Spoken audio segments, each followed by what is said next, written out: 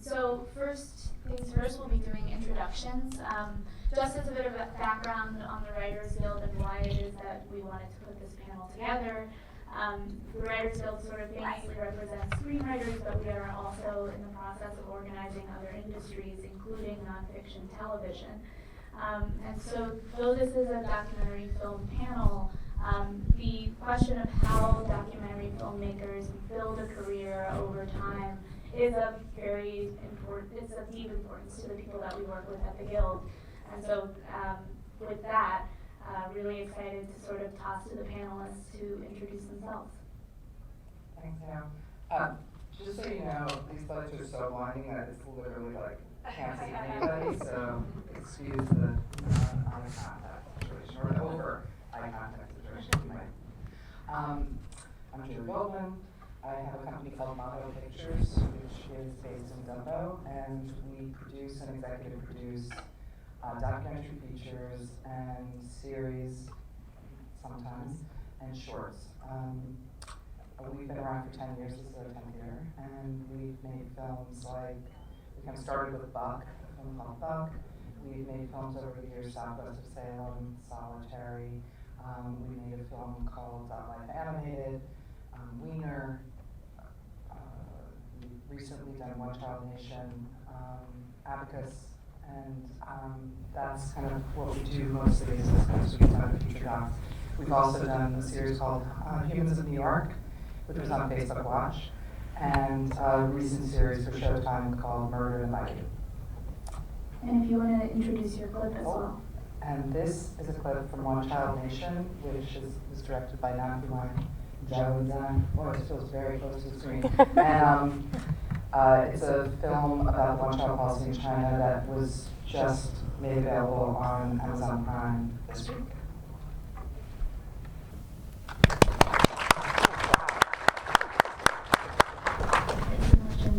If you want to introduce Sure. yourself.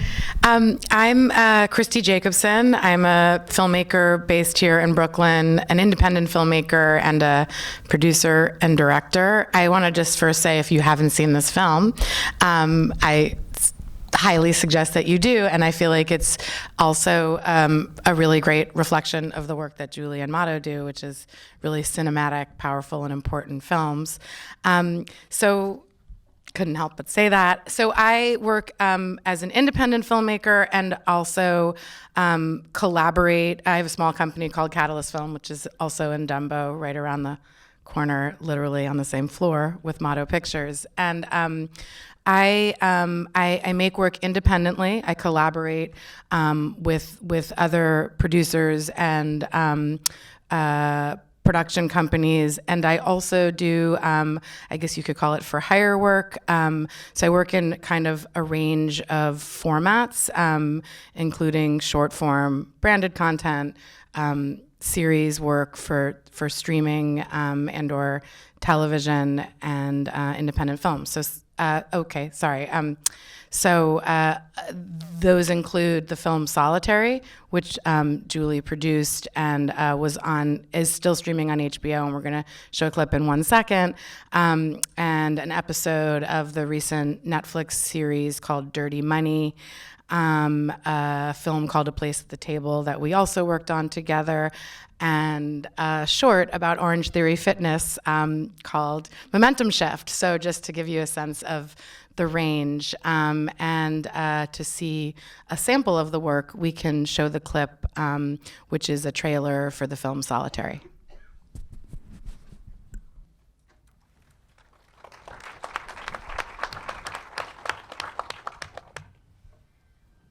Wonderful. So if we could actually hop to Lisa next. I think they're still pulling up a clip for Farihah's film. So if you don't mind introducing yourself. Sure. I'm Lise Zumwalt, and I'm a producer, director, writer, and editor, actually. And I worked for 30 plus years as a nonfiction / documentary producer on literally dozens of films in television. That's where I grew up. And I worked on a lot of series, and mostly, often in post, but not always. And worked on, for BBC and WNET and PBS and a lot of science films for Discovery Channel, etc. And National Geographic was also a major client for me. In 2011, I quit all that and founded my own company, Witness Documentary Films. It's basically me. And I did it to make the films that I wanted to make, and the films that I wanted to make were stories I felt that weren't being told. I felt like there was a lot of repetition in stories that were being told on television, but not in the independent world. And so I jumped ship. And I also wanted to make films about social issues reflected through individual characters. That's kind of my thing. And so the first project that I did out of the gate was Crazy, which is an independent feature doc, and we could roll the trailer for that now.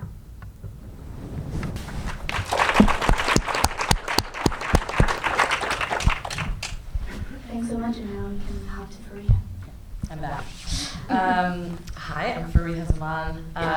I, like many people in the film industry, do a number of different things, but primarily I'm a filmmaker. This year, so recently, I have a few things that are out. There's a New York Times op doc that I directed and produced with my filmmaking partner, Jeff Reichert, called To Be Queen. A doc short called Ghosts of Sugarland, which I produced for another director, which screened here at Doc NYC and is available on Netflix now. And I made a doc feature, like a hybrid, called Feast of the Epiphany, that's opening at MoMI November 29th. So trying a number of different things these days. And then I also worked for a company called Field of Vision as the production manager.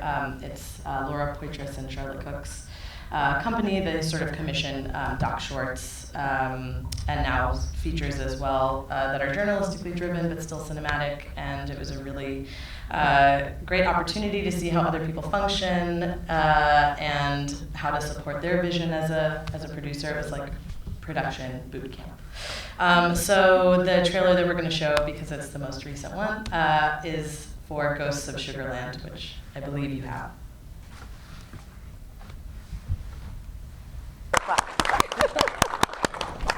Wonderful. So before we hop into questions from the panelists, we actually have a couple of questions from the panelists to everybody in the room here. So enjoy an interactive panel.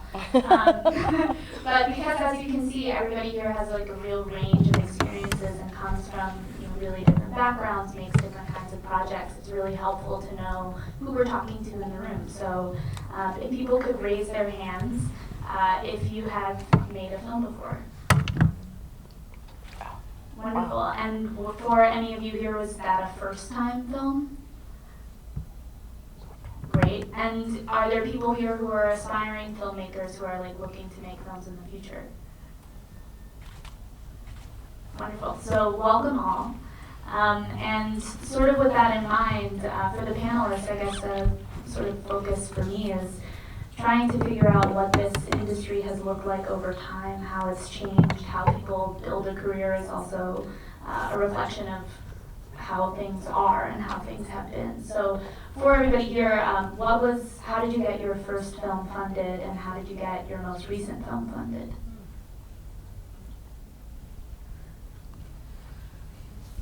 Anyone want to start? I can just go down the line. No, we can just mix it up. Okay.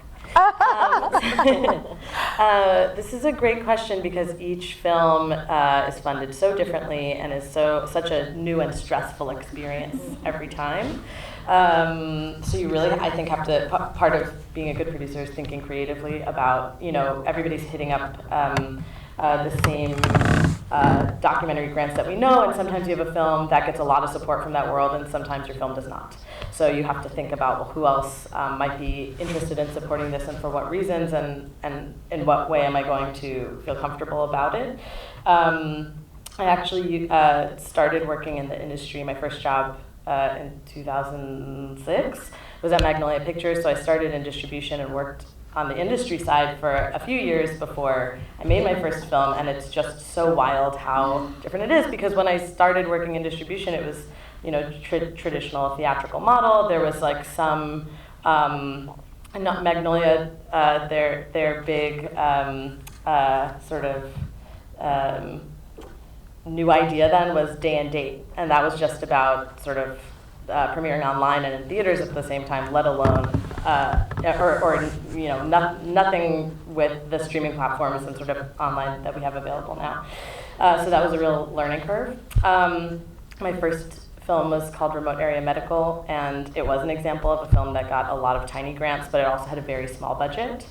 And there were two big pieces, one of which was from a partnership between Cinelon and GE to make a 3-minute short. They asked a bunch of different documentary filmmakers to make this 3-minute short, and we just transparently said, we have a small budget, so the cost of your 3-minute short will pay for the entirety of our shooting, at least, not our extremely great editor or any of the post.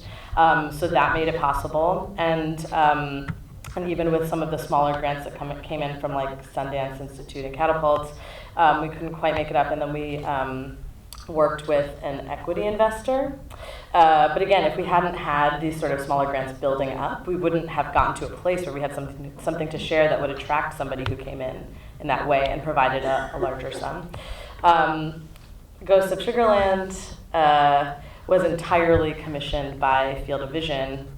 So they typically, when they take on a short, want to be in early, go through the whole development process with you. They produce rather than acquire with their shorts.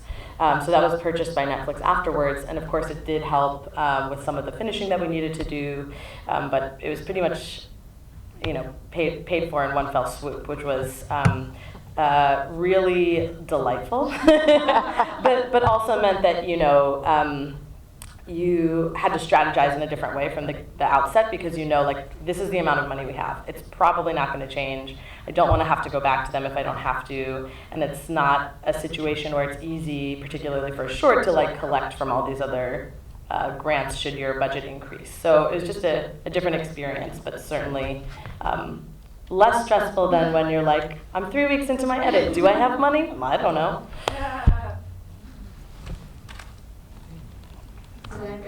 Sure. It's a little complicated because I've been doing this a very long time.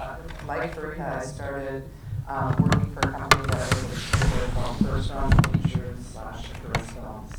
And I worked for them for 5 years, and they were distributors of documentaries, and still are.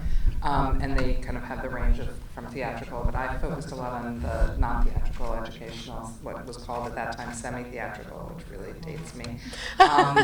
And that was, and I also then started to do international co-productions and pre-sales and sales, and that was invaluable because I still am able to kind of work across international co-productions from that grounding that I initially had, which was really been helpful for a lot of financing of films over the years. It's less helpful now because there's more of a feeling of retaining the international all rights in case you can sell to a streamer like Netflix who requires worldwide rights.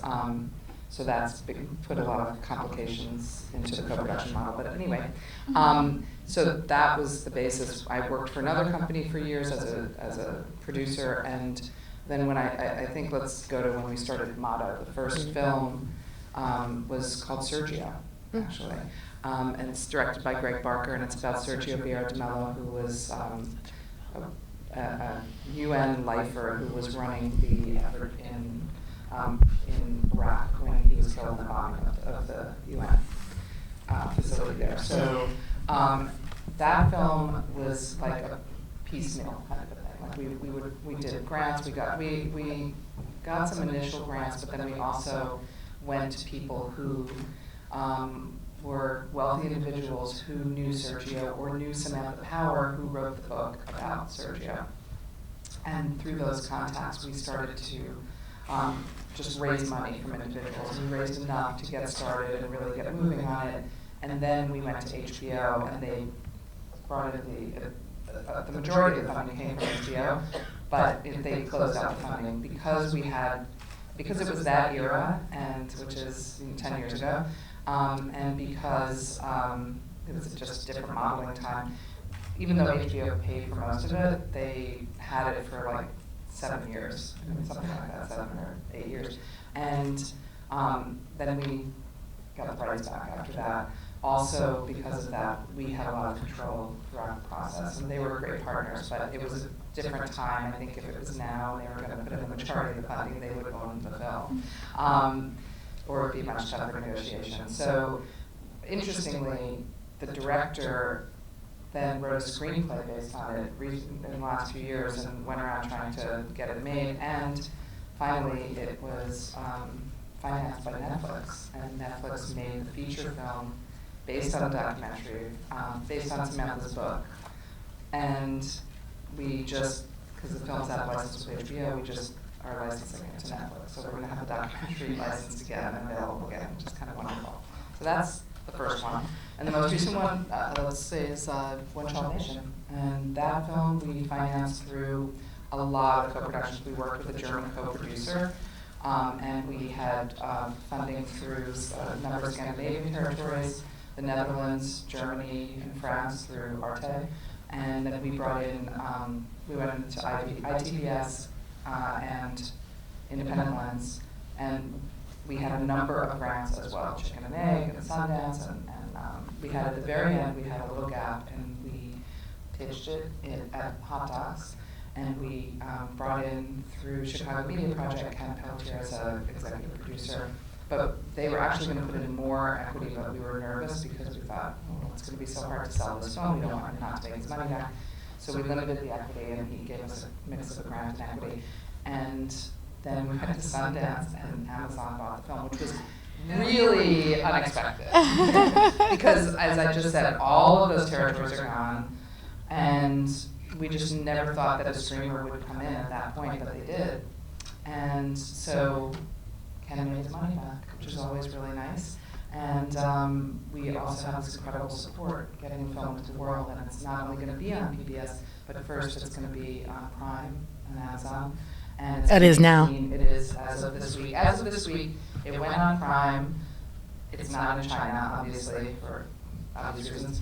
The next day, it was available in China, underground, pirated, and Netflix wrote something this morning, I think 35,000 streams already, like the day after that. So that's, the rare case when you don't want piracy. So that's It's so interesting hearing both of you talk about just the trajectory that theatrical as opposed to streaming and what that's done in the last few years. And I'm curious, I guess something from the outside that I'm a little interested in is the idea of what the streaming services have done for this industry, or how it's changed since the advent of streamers. And to maybe put it more simply, is there more money? Is there different money? And how does that impact the way that you make films? I mean, there's more money. Sometimes it just goes to a couple places. That's the problem. Like the big money goes to like 5 different films, and then everybody else is kind of struggling for what's up. I should say that Amazon did release it theatrically quite robustly and really got it out there, which was a big part of why we were excited about that. And that would not necessarily have been the case with other streamers. They actually did it themselves, which I don't think anyone else does. But I mean, I think there's a lot of money. There's a lot of money. It's the golden age of documentaries, as everybody loves to say. But there's also a lot of people who are looking for that. And I also, I'll just give like a little bit of the answer to the first question to give some context, and then answer. So unlike Farihah and Julie, I've never worked on the distribution side, but I've worked at a lot of production companies, and I made my first film that I directed when I was working quite fortunately, and because I was determined to do so, with at Barbara Koppel's production company. So by the way, Barbara has a film showing tomorrow here called Desert One. I'm clearly loyal to all the people that I work with. But so I was working for her at her production company, and she gave me really the extraordinary opportunity to direct a film that was, at that time, so this is 15 years ago, it was funded by HBO, who was then called a broadcaster. It was about the Teamsters Union and an ongoing struggle. So it was, I guess it would be called commissioned, and I was paid while I was making it, and I was also learning from one of the great filmmakers of our time. So that's like the context that helped me to get to a place where I could have conversations with producers like Julie about projects, and I ultimately made several films, again, like in the independent space through kind of the way these two just described their films, a combination of grants and equity, and ultimately distributors. And the most recent feature film that I made was Solitary, and we made that through, again, like, and I think I'm saying this because I want to, I guess I want to encourage all of you that there are creative ways to make films that are outside of a streamer financing your film. So this is getting back to the answer to your question. You know, if your film might not be a biopic about a celebrity, you might have more trouble getting that big chunk of money. No shade to those films.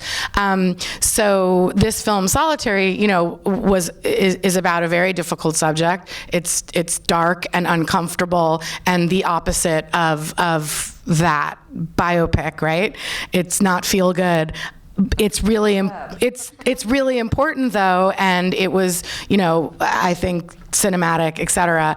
And so we needed to be creative. So we were really fortunate that we had a funder, a nonprofit funder who believed in the film and the importance of it being made.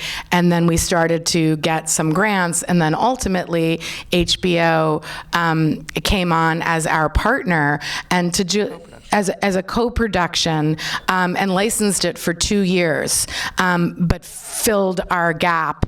We also had German co-production funding. So I just wanted to say that, like, there is a lot of money that's coming from streamers. There's also specificity of content. And so if you're working outside that space, you need to be creative, believe in yourself, surround yourself by people who believe in you, and make the work. Great, and then I just wanted to ask Lisa too, for Crazy, how the funding for that worked and how your sort of process, especially coming into it sort of after a career in television. It was crazy. It was crazy.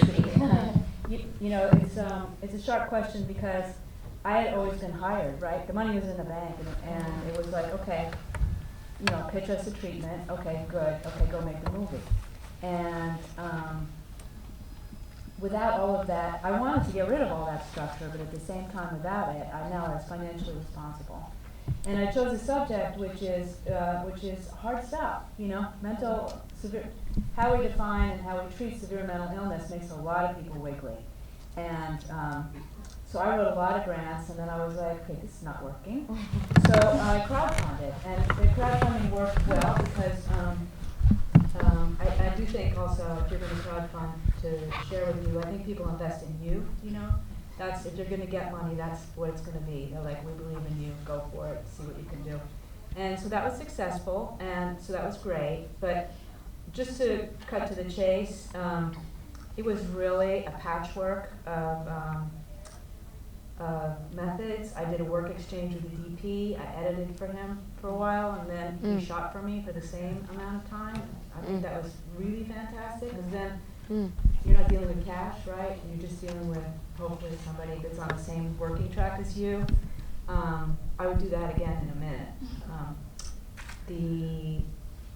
What else did I do? I did get a couple of grants, and the thing about coming at it from television is that everybody got paid and everybody got paid rate, right? And so I started all my budgets that way. I was like, okay, I'm in for blah, blah, and my DP wants that, cool, let's put that in. And the last budget that I did, when I had to crowdfund again, and yes, I did have to crowdfund again, I ended up saying, okay, well, what's the out-of-pocket, you know? How little can I make this for? And then I was gifted by a large donation I totally didn't expect. And so I was able to do it for the out-of-pocket, save some of the money for, you know, the next thing that came up, which I needed. I just want to say also that in order to finish the film, I ended up, I couldn't, you know, I was not able to, in post is when you really need the big bucks, right? And so I started looking, you know, with stock and color correction and blah, blah, like at $35,000. And that's a lot of money to crowdfund when you've already crowdfunded for your shooting. So luckily, I got offered a job to write a TV show. And at first I was like, I can't do that. I have a show to, you know, film to finish. And then I was like, wait a second. I think I'm going to make about the same amount of money right here. And that was the gift, you know. So I had put that money into the film. And I don't regret it at all. Sometimes you have to be scrappy to get it done. I think it brings up a really sort of good point and part of the reason that we wanted to do this panel in the first place, which is these questions of, you know, you want to be doing work that's deeply meaningful to you. You want to be doing, you know, the kind of work that like inspires other people, but also you have to live and continue to function as a human being and pay your rent and, you know, all of the associated costs of living in New York as well. And so I guess for all of you, you've made careers in this industry, and I'm wondering how you balance that out when you're in the midst of a project. You know, how do you decide what you reserve for yourself and decide, you know, how you're going to like apportion resources, basically?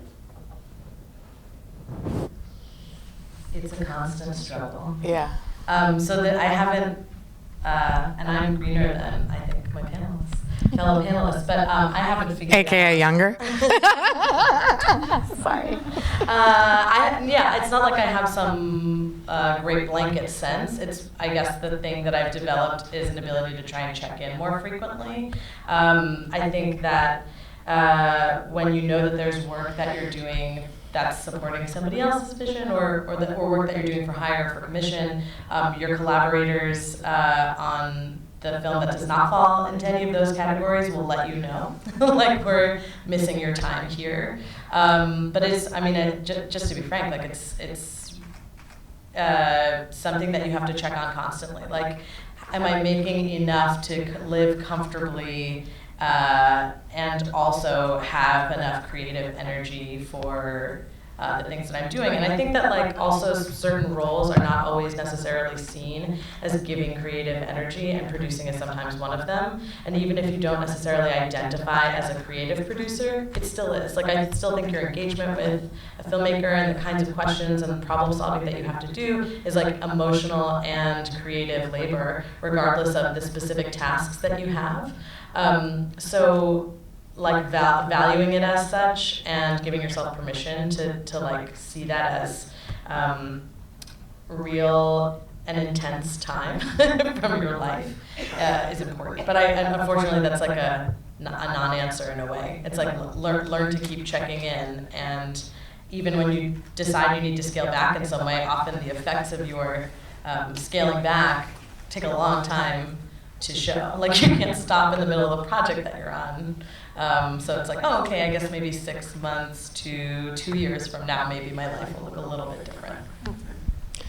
And I agree wholeheartedly that it's a struggle. I don't think any of us are going to tell you we found the keys to the kingdom up here. I think like two things that contribute to me like sort of making it enough to be on this panel, I guess, are one is like to set goals. So if you can get sucked into so many different things, and like I have a personal and professional mission in terms of my work. I also have goals that are, that are based on, my financial needs, and then also I am someone, and each person in this room, on this panel, in this business, have their own like individual path. So there's compromises that you make. I worked on a series that was with Jigsaw Productions for Netflix. I was one director of 6 on a 6-part series. So with that comes a whole bunch of expectations and a lack of creative control. And a paycheck with the DGA, which is how I get my health benefits. So I balance, then there was the making of Solitary, which took 3 years, from inception to first showing. And Felt short. Yeah. I mean, and it was, it wasn't like that. But I am a director and producer, and think that all producers are constantly creatively existing. I mean, solving problems, et cetera, in addition to creatively helping make films. But what I wanted to say is, like, I made choices, i.e. to feature men who were convicted of violent crimes, who generally get left out of these conversations because we were independent. So like for every person, like there's just, you have to, I guess, like create your own path, and there will be days when you feel like you're failing miserably, and days where you're like, I'm like on this panel, I'm obviously making it. So yeah, cheerleading all of you from up here. And just one more question before we head over to the audience. But I was happy to sort of hear you bring up the DGA, because I think another question I have is, traditionally in the entertainment industry, it's already stressful being a creative person. The way that sort of things are maintained, for writers or directors, has been through guild membership, where there's just guaranteed minimums, there's healthcare, but that doesn't really exist for this sphere in the same way. And so I guess like my sort of last question for you is, if you could build the like world that you wanted to see for documentary filmmakers, what is the thing that you would want the most? Healthcare. Health insurance is the number one. I mean, it just says it's the safety net that we all need, and that, I mean, I have Oscar health insurance. That is pretty bad. it's and we don't, it is a hideous expense. Well, I mean, I would change the whole system if I could do anything for this country. But yeah, I mean, that's the most important thing. And I know that the Producers Guild is more of a guild and less of a union. And obviously it's hard because traditionally producers have had a lot of control, and it's from the feature side, the fiction side. But I know that that's a pretty major goal for the Producers Guild, is to have some kind of a policy that we can all get proper health insurance and care. I think that's definitely the key. There's also living wage. I mean, what you were saying before, a lot of times what we do is we do a number of films at a time. We have a company, there's 5 of us. And so what often happens is we're getting paid now for films we finished last year or the year before, because we're still fundraising, which is kind of astonishing. But either that or the money's finally come in and we've delivered and we're getting paid. So we're never getting paid for what we're doing right now. And so we always have to kind of project out. And I mean, the other thing to what you're saying is, like, it's really important to have, ideally in the same field, have some kind of skills that you can, like, I'll consult sometimes. That's how we started Motto, is I had a consultation with another company, and that was our overhead. It's always important to figure out your overhead, what you really need, and be as frugal as possible. We share office space. And we are very careful about that kind of a thing, because that's the first thing that can suck you down, is having too much weight there in the overhead. I feel like it's, healthcare for sure, and if I didn't get healthcare from my husband, I would be getting it from the Writers Guild, and so I'm grateful for that possibility. I also think, though, that, fair pay for content, in a way, what we get paid or can get paid for content is not always commensurate with the amount of money it takes to make the content. And that needs to come into line, I think. Having worked in television for as long as I have, no one ever asked me to work for free. They might have asked me to work for a flat fee, a zillion hours for a flat fee, but I got paid. And I don't think it should be the case in documentary films, which are playing such an important role right now, especially right now, that the assumption should be that, that the producer, the director, the writer, the editor, the DP, is going to get paid for some of their work, but not all of their work, or assumed at a reduced fee, etc. That I think needs to go. I agree with that. I will just add that so we're mostly documentary filmmakers, nonfiction filmmakers in this room, at least up here, and I think I've seen it shift somewhat, but this notion that because we're passionate about the subject, we should therefore be paid less is really pisses me off. And we are also all women on this panel. And I've definitely been in rooms and meetings with funders who assume that my income isn't critically important, or I'm not worthy of the same income as a man who's supporting his family. So I think we've come quite a way, or at least in my years that I've been in this field. But I still think, to your point, that we need to be paid commensurate with the decades of experience and talent and hard work and labor that we're putting into this content. I also think, to your point, and this comes up in organizing as well, when we're talking to producers, but this question of people not being paid commensurate to what their work is does impact women and people of color disproportionately, because the questions of who builds a family, who's able to support healthcare costs, who's able to, pay for all of the varying things that either you just don't have the money in your back pocket to be able to count on yourself without proper pay. These things are intersectional and affect people intersectionally, which is why industries become less diverse over time. And so... Yeah, and also, the thing that is really important to factor in when you're doing budgets is when you finish the film, you're halfway done. That's kind of very much a new beginning. And you're going to be getting the film out into the world for sometimes just as long. You're going to spend that kind of energy and effort and time. And so that's a really important part of your work that you need to factor in, which is really hard because nobody wants to. Yeah, I was just negotiating a contract in which it explicitly said you will not be even paid a per diem, let alone any extra for promotion of this giant piece of work you're about to do, and that we are expecting you to promote.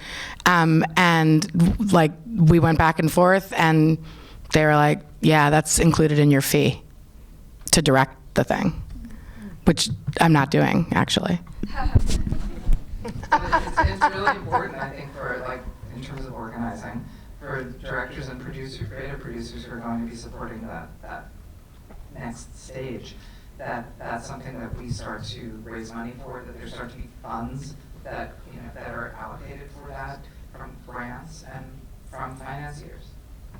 I think it links back to recognizing labor as labor, and what you said about how just because you might be passionate about something or enjoy something doesn't mean it's not work. And festivals should be seen that way. Promoting your film should be seen that way. And that's not just, you have definitely a greater support system and perhaps sometimes financial support from if you are lucky to link up with a distributor, but I think as a whole, this idea, like there's a real disconnect between the actual life cycle of a film and what people are willing to recognize as the life cycle of a film. So I'd say, and particularly at the end and at the beginning. So I think also, I wish that research was funded. I wish that the development was done better, and that way people are more willing to take a little bit of a risk to give you $5,000 to see what comes of it, and you're not spending your own money just to get something to show somebody anything that they're willing to fund. So I think all of that comes into play, but particularly the beginning and the end is still part of your film. One other thing, in case there's funders in the audience, is well, not to fund us our work, but I was the recipient of a grant that was a year-long fellowship and a grant from Chicken and Egg Pictures that was awarded to me for the work that I was trying to do, and that was invaluable for me in my journey as a filmmaker, and I wish that there were more opportunities like that, specifically for women, specifically for people of color who are often left out of the big pile of money. So yes, keep that coming if you're out there. Yeah. Does that for, and does, I think, really focus on women and people of color for a producer's grant, and it's a very similar thing. It's not a fellowship, like you had like a year of kind of panel supports conversation, traveling with them, but this is like a one-time grant, and that was like a game changer getting that. It was at a real moment when I was like, why aren't we able to keep doing this? And it just came in the door in a FedEx envelope with no warning. It was like, yeah, and they wouldn't let me thank them. They were unbelievable. So yeah, so I'm thanking them now. So that kind of thing really is, funders who are like, what do we, what's the best way we can support those kind of grants are invaluable. And also, what were we just saying before? I thought about the life cycle Labor, respecting the labor. Well, Beginning and the end. Okay. in lieu of maybe being able to continue the conversation, I just want to toss to audience questions. And I think I see a hand back here. You'll forgive us, it's a little blinding. Thank you. I was wondering if somebody could speak a little bit more on international co-productions. Both Julie and Kristi, you talked about having co-productions with German production companies, or I just, if you could speak more to that and how it started. Was that an early strategy, or was that something that came in later when maybe financing was harder? Because I think they have more money for the arts in Europe. So it's just a Well, question. I would ask Julie to answer on behalf of me. Yeah, I mean, it's really tricky right now because the funding has been cut a lot in Europe as well. But there's certain countries like Denmark and Germany that are really robust in being able to participate in co-productions with the US. It's complicated with Canada, and the UK right now is just a mess, obviously, for many reasons, like we are. And the truth is, we can't do an official co-production. The US, no surprise, doesn't have treaties with anyone to do co-productions, and it's not official in that way. So it's really collaborations that you call co-production. It's not actual co-production unless you have residency in another country that you can do that. That actually becomes a lot more valuable. But it's finding a colleague. Like we've worked with 3 different German producers. We're working with Danish producers. We're working with Chilean producers. We're working with Dutch. And it's going to those markets like IFA and Hot Docs, the international markets where you're going to meet people and start those relationships. And that's where we pitch. I will just add. Yeah, that's specifically with Solitary, right? We pitched at IDFA, which is an international forum, and in case anybody doesn't know, but maybe you do. So what that meant was that German money came into what became funds that we used to make the film, and before HBO, and they had broadcast rights on their channel, and it happened largely because we had a producer who was based in Germany who was able to facilitate the deal making, right? A higher license fee, can create the German version. With a lot of territories, you actually have to cast actors and do the dubbing and all of that, which God knows we're not going to do. So, like that kind of thing is critical to have. There's also, if you have a project that, let's say Germany has, it's something that has to do with that area, then they can tap into regional funds as well. So there's all kinds of things you can do, but it's really good to go to one of those international marketplaces and meet people and talk to people. And we have another question up front. I just have a question about what you guys are saying about people getting paid for the work that they put in, and I think certainly in television, and I've worked on some Netflix series where it's very regimented and it's clear who's getting paid what. But as a freelancer and in the world of independent documentary production, I think it's very ambiguous about what producers should be expecting to get or should be asking for in terms of a percentage of whatever, distribution or sales, et cetera, things like that. And I'm just wondering if there is a source that maybe I'm not aware of, something similar to like the DPA crediting guidelines, but around like real hard numbers around what people are making and what people should be asking for or thinking about. The DPA is actually working on doing something like that, like they did for the crediting guidelines, with having guidelines for fair and equal pay for the work that you do. The DPA, for those that don't know, is the Documentary Producers Alliance, which is an organization that is advocating on behalf of producers. Any other questions? You can get in the center. Does something like that exist for directors? Or is there any other movement towards both? I feel like both producers and directors kind of get the shaft when it comes to budgets. So I'm just wondering what's out there right now.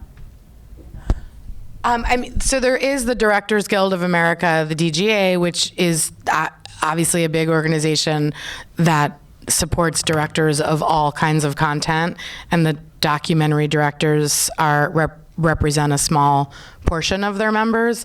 I am a member, and so that's good for that's valuable. And there's a wage guideline that they have for directors, Right. but they have to be DGA directors. Right. So, and I think after you've made one film, I think it's just one film, you can seek membership.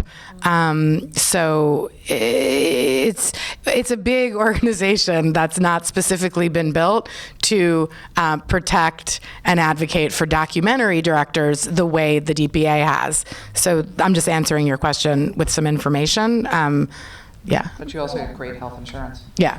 Yeah, I can answer as well from the Writers Guild perspective and what we do with nonfiction television. It's a bit different on the screenwriter side because there is a master agreement that screenwriters have fought over the years for. In nonfiction, it's different because it's a traditionally unorganized industry, which means that you have to start with unions, which is what my work is. I work as an organizer. And part of the way that organizing works, when you start a union, you negotiate a contract, and then that contract sets salary minimums. So for producers who have organized with the Writers Guild, these sort of guidelines for what it is that people make are in the contract. But then the company has to send information about what they are actually paying everyone, which I think is kind of it winds up being an ancillary benefit of becoming a part of the movement, is just being able to ask straightforwardly what the hell is going on with pay. And one last question, and we'll take it up front.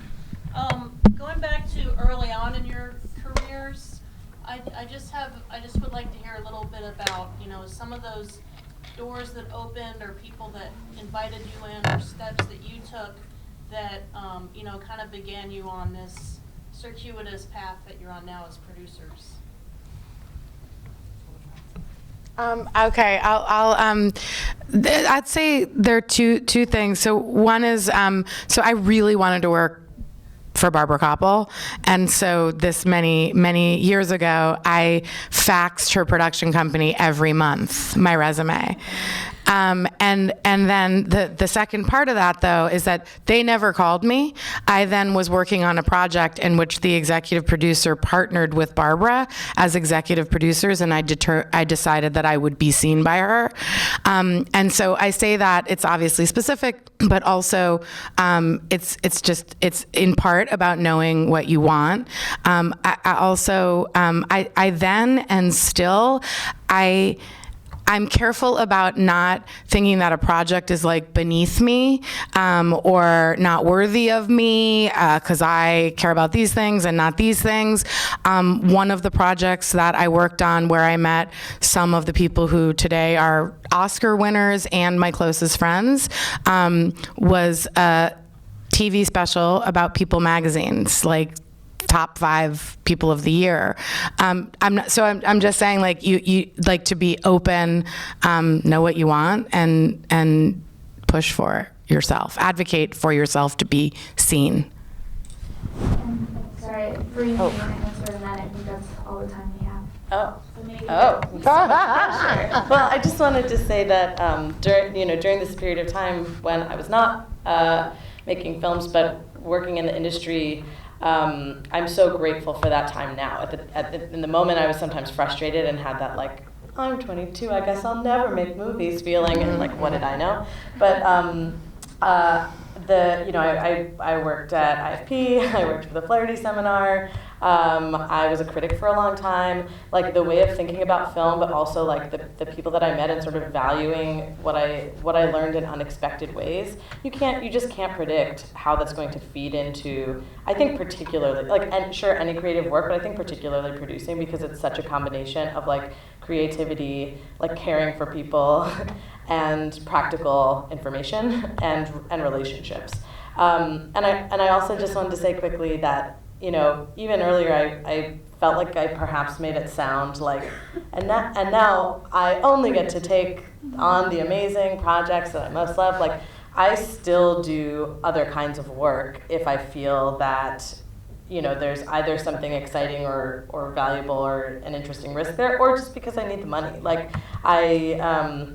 up until working at Field of Vision, my highest paying job, including salaried jobs that I'd had in the industry, was cocktail waitressing. And I feel fine about that. I do transcription work. I wrote the press notes for One Child Nation before we went to Sundance. So I think, for some people, how they have a little bit of a safety net has been to like focus very deeply on the thing that they do, and if that works for them, great. I don't think my experience is by any means a blanket guide across the industry, but for me, like maintaining some of those skills, that's my safety net. I'm glad that I can do some of that other work as well. Thank you so much to everybody here. It was really well done.